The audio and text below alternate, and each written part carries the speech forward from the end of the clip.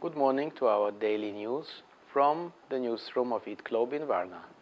Our story of today takes us to Great Britain, where a team led by Fumiaki Imamura of Cambridge University made a new study on the healthiness of food consumption across the world.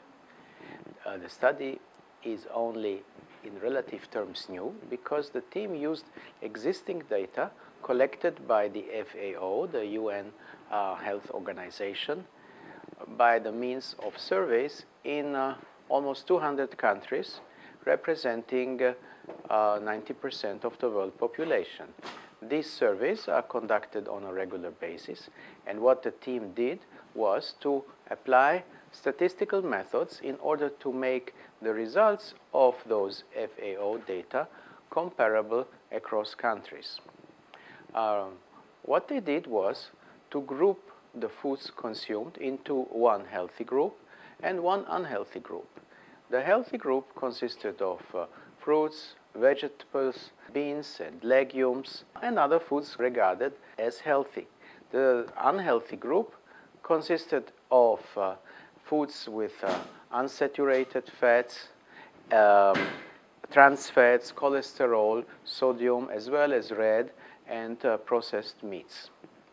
Then they ranked the consumption of foods in these two groups according to their size into 5 groups for all the surveys in all the countries, and assigned a score from 0 to 100, with 100 being the most healthy eating pattern to each consumption. The overall result for the whole world was that the score on the consumption of healthy foods was 44, and on the consumption of unhealthy foods 52. This must be interpreted in this way, that even less unhealthy foods were consumed overall than healthy foods, which is a good result. However, there were big differences if one drills deeper. Women had a more healthy pattern than men, and old people a more healthy one than young people. The most interesting results come if income levels are included. It was shown that the higher the income level of the country, the higher is both the consumption of healthy foods and of unhealthy foods.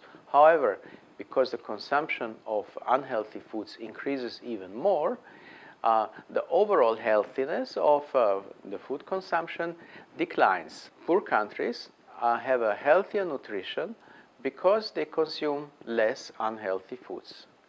This ends our news for today. If you want to know more about our stories, please go on eatglobe.com. Thank you for watching, and see you soon.